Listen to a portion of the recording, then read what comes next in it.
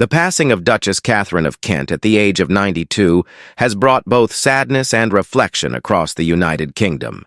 She was the oldest member of the royal family, a woman known not for seeking the spotlight but for her kindness, her music, and her quiet strength. Her death is not only the loss of a respected family member, but also the beginning of a historic chapter in the monarchy.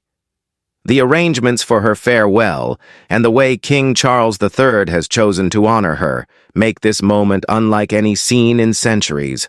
Her life was filled with humility and service, and her final journey is leaving a mark on both tradition and history.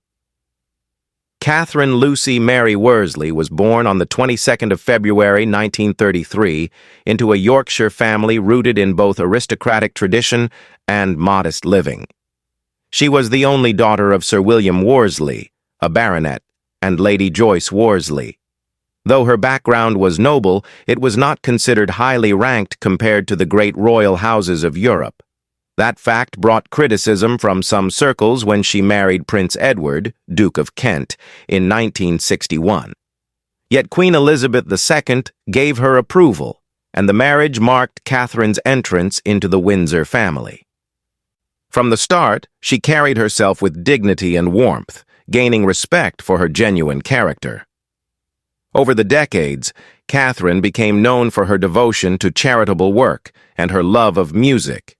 She had trained as a pianist and singer, and her passion for music never left her. She worked closely with organizations supporting education and the arts, and she later founded Future Talent, a charity aimed at helping young musicians from disadvantaged backgrounds. Unlike many royals who were often recognized by title first, Catherine wanted to be remembered for her actions and her humanity. In her later years, she chose to step back from royal duties altogether, preferring instead to teach music in ordinary schools. For many of her students, she was simply Mrs. Kent, and they did not know she was a member of the royal family. That choice reflected her humility and desire to live a life grounded in service rather than ceremony. Her personal journey was not without difficulties. She suffered the loss of a stillborn child and faced miscarriages, experiences that brought her deep sorrow. Yet she continued her work with strength and grace. One of the most public moments that revealed her compassionate nature came in 1993 at Wimbledon. After Czech tennis player Jana Novotná lost a heartbreaking final, Catherine was seen embracing her and offering words of comfort. She told her she would win one day, and indeed, Novotná returned 5 years later to lift the trophy. That gesture showed Catherine's instinctive kindness, a moment remembered around the world as an example of empathy from the royal family. In 1994, she made a decision that would define her legacy in a unique way. She converted to Roman Catholicism, the first senior royal to do so in more than 300 years. This was not a small step, as the monarchy has long been tied to the Church of England. The Act of Settlement of 1701 had placed restrictions on royals marrying Catholics or being Catholic themselves. While her conversion did not change her position or affect her husband's dynastic rights, it was unusual and historically significant. Some critics questioned it, but Queen Elizabeth II respected Catherine's decision, and the matter settled peacefully. From that point on, Catherine quietly lived her faith, attending Mass and remaining devoted to her Catholic beliefs. This choice would later shape the most significant detail of her farewell. News of her death was shared by Buckingham Palace with the words, "with deep sorrow." The statement acknowledged her lifelong devotion to the causes she supported, her passion for music, and her empathy for young people.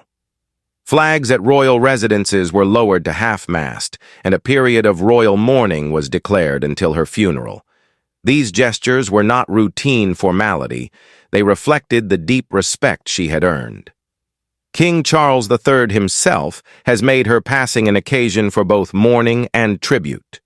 He personally recognized her contributions, highlighting how she lived a life dedicated to compassion, teaching, and the arts. For Charles, this was not only about saying farewell to a cousin by marriage, but about recognizing a woman who embodied values he himself has tried to promote in his reign: inclusivity, openness, and service to others. His tribute also carries weight in another sense. As the Supreme Governor of the Church of England, his decision to attend her Catholic funeral is symbolic. It shows his commitment to religious openness and reflects the broader vision he has spoken of since taking the throne in 2022. At his coronation, he invited leaders from Muslim, Hindu, Sikh, and Jewish communities, marking a new chapter of inclusivity for the monarchy. Now, by honoring Catherine's faith, Charles is showing that respect for personal conviction can stand alongside the traditions of the crown. His presence at Westminster Cathedral will not only honor her wishes, but will also be remembered as an important moment of unity. The arrangements for the funeral themselves underline how historic this event is. The service is scheduled for September 16th at Westminster Cathedral in London, the mother church of Roman Catholicism in England and Wales. This should not be confused with Westminster Abbey, the Anglican church where coronations and royal weddings are normally held. Catherine's funeral at Westminster Cathedral will be the first major royal funeral held there since the cathedral opened in 1903, and the first Catholic royal funeral in over 4 centuries. The rites will include the reception and vespers the evening before, during which her coffin will lie in repose at the Lady Chapel.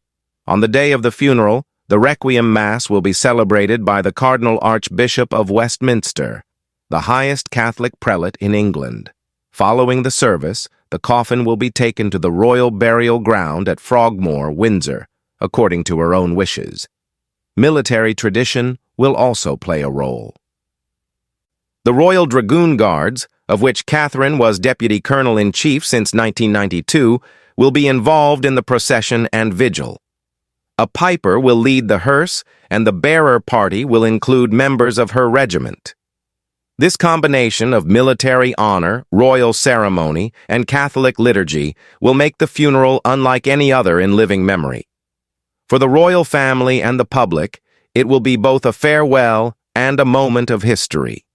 The wider significance of this event cannot be overlooked.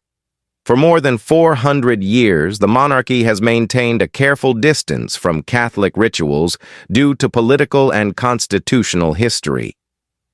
The memory of conflict between Catholic and Protestant identities in Britain still shapes certain laws, including those governing succession. Yet this funeral demonstrates a quiet but profound shift. It reflects a monarchy that is adapting to modern society, where diversity of faith is recognized and respected. King Charles's presence at a Catholic service is therefore more than personal. It is an act that signals change. It shows that the monarchy, while rooted in tradition, is capable of embracing openness without losing its core identity. Catherine's own life set the stage for this moment. By choosing conversion, she tested the boundaries of tradition, but did so with sincerity and humility. By choosing to step away from formal duties, she showed that service can be carried out in classrooms and music halls, not only in palaces. By carrying herself as a Yorkshire woman proud of her roots, even when some criticized her background as not grand enough, she paved the way for others who would later marry into the family. In many ways, she humanized the monarchy, reminding people that royals are not defined only by status but by character. These aspects of her life are being remembered now, not just by her family, but by the wider public. Her legacy is one of humility, kindness, and dedication to education and the arts. Through future talent and other initiatives, countless young people were given opportunities to grow in music. Through her compassion, she touched lives in ways not often seen from within royal circles. Through her decisions, she showed courage and authenticity. These are the qualities that King Charles III has emphasized in his tribute, qualities that he hopes will inspire future generations. His recognition of her life is not limited to ceremonial words. It is shown in how the royal household has honored her final wishes and given her funeral the dignity she deserves. As the nation prepares for this historic farewell, reflection grows on what it means for the monarchy. It is not only the closing of a life, but the opening of a new understanding.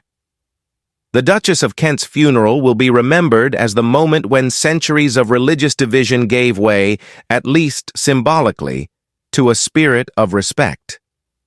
It is the day when the Supreme Governor of the Church of England stood with a Catholic congregation to honor one of his own. It is also the day when a woman who lived humbly, who never sought grandeur, became the focus of a moment that may be remembered for generations. The death of Duchess Katharine of Kent is a time of mourning, but also a moment of learning. It reminds us that faith is personal, service is noble, and kindness leaves a deeper mark than titles. King Charles III's tribute shows that he understands this truth. By recognizing her empathy, her music, and her devotion, he is reminding the world that greatness can be found in quiet lives. This funeral is not just a farewell, it is a statement about what the monarchy can be: respectful, open, compassionate, and human. Catherine will be remembered not only as a duchess, but as a woman who lived her faith and left a legacy of love and humility. And through King Charles's tribute, her story has become a defining chapter in the history of the modern British monarchy.